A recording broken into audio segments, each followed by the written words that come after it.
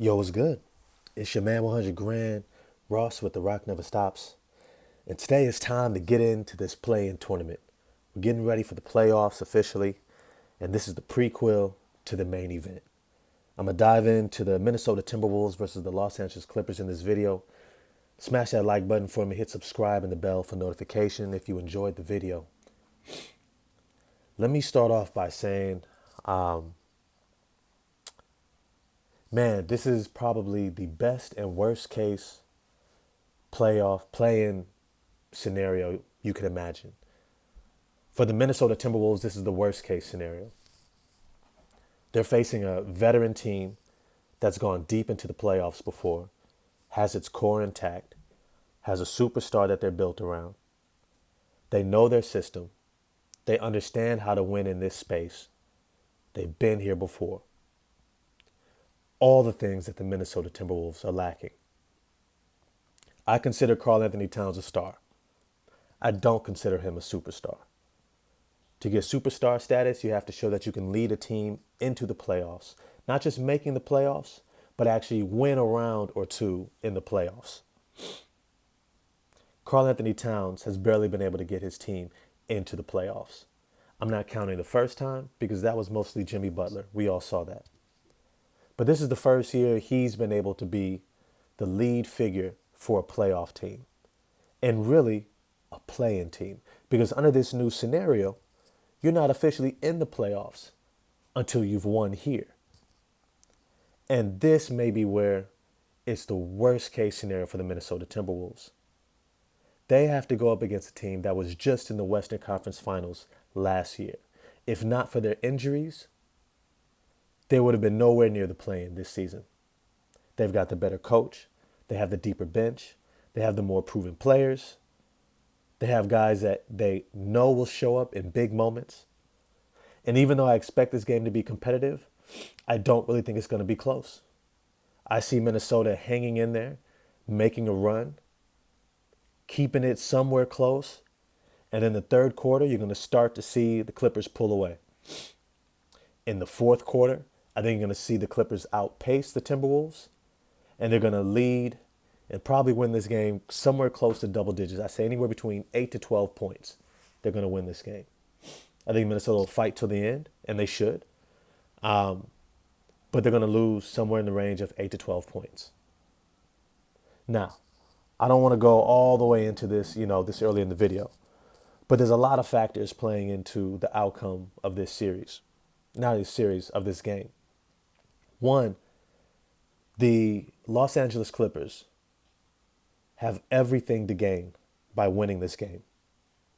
They're looking at the seedings in this playoff, and they know for a fact they do not want to have to face the Phoenix Suns. That is not who they want to have to go up against in the first round. On the other side, you have the Memphis Grizzlies. That is precisely the type of team that they want to face in the first round. It's a team that hasn't been deep in the playoffs, hasn't been tested yet, doesn't necessarily understand the calls that they're going to get or that they're not going to get. And as talented as Memphis is, they are susceptible. They will be susceptible to the Clippers being able to steal a game early on and make this a series.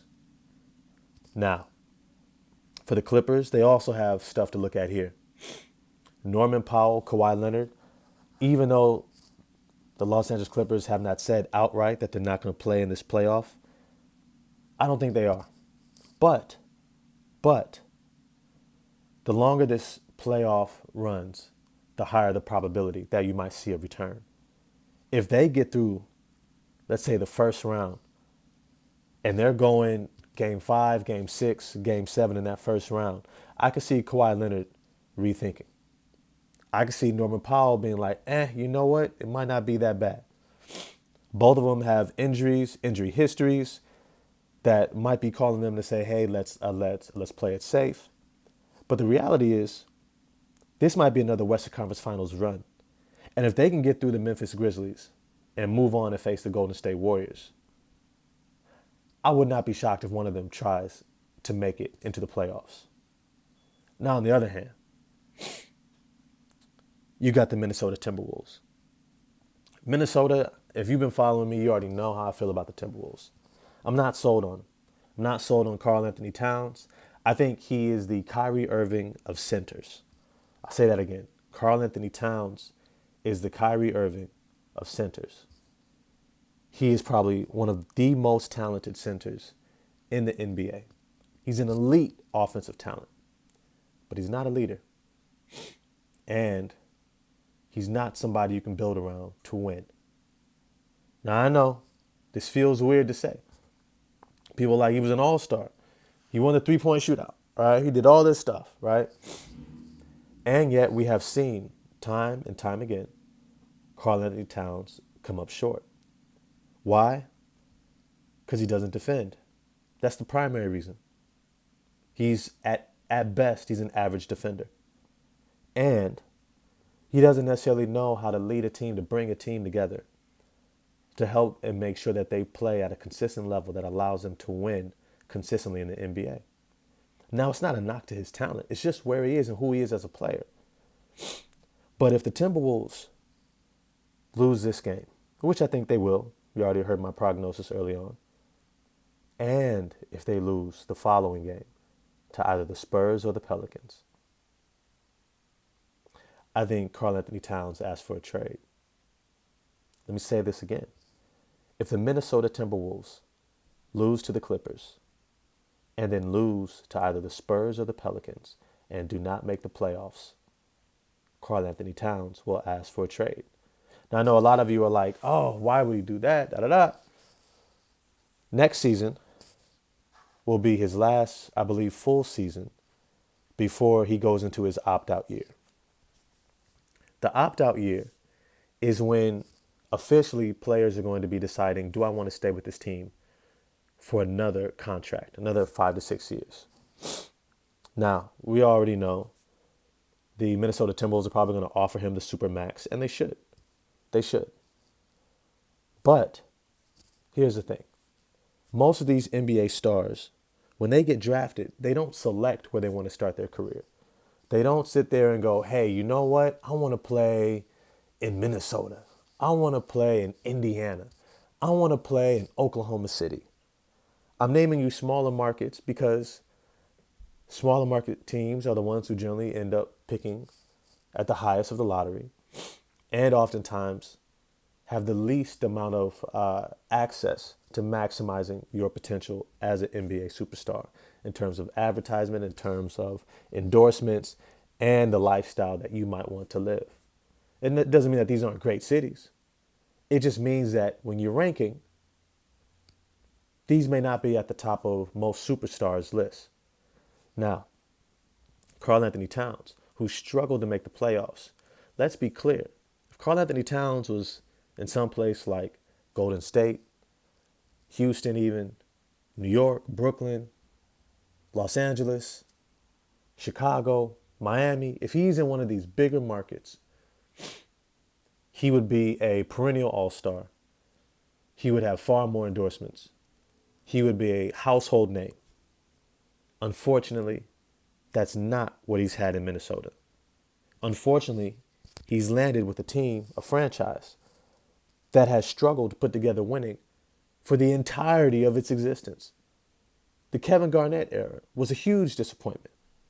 Barely made the Western Conference Finals once, never got a championship. Out of one of the greatest players of all time. Couldn't put a winning team around him. Boston does it the very next year that he gets traded there. Then you have the fact that they've wasted countless number one picks. Andrew Wiggins, Karl Anthony Towns. I forget the other one that they had. Oh, Anthony Edwards, right? He's next up to spend the next 6-7 years at a franchise that won't go deep into the playoffs. Now, for me, personally, I think the trade is with the Golden State Warriors. I think Karl Anthony Towns opts out. The Warriors trade Wiseman, Jonathan Kuminga, maybe a first-round pick or somebody for the cap, and then they get Karl Anthony Towns. I think it's lined up. It's lined up. But if that doesn't happen, I still expect Karl Anthony Towns to ask for a trade and to tell them where he wants to go. because it makes no sense to stay at a franchise that can't win. They can't put together a winning team. Patrick Beverley was a great pickup, but it's 2 to 3 years too late. They should have made that type of acquisition back when they had Jimmy Butler. Back when they had a culture, or someone who was trying to instill a culture of accountability. An all-star who knew how to win, who brought the mindset of what it takes to win. But at the end of the day, the Los Angeles Clippers are the winners here. Ty Lue is ready for another run for Western Conference Finals. I think he can get there. I think he can get there as much as any other coach. It's going to be a hard, grinded out playoff. Memphis, Golden State, and eventually Phoenix. But if there's one coach and if there's one team that I think that can make it out of this play-in and get there, it's definitely the Clippers. But let me know what you guys think. How far do you think the Clippers can go? Who do you think wins this game? All right, I've dropped a whole lot of stuff in this video, so smash that like button for me, hit subscribe and the bell for notifications. You can holler at me on Twitter, and I'll see y'all next time. Peace.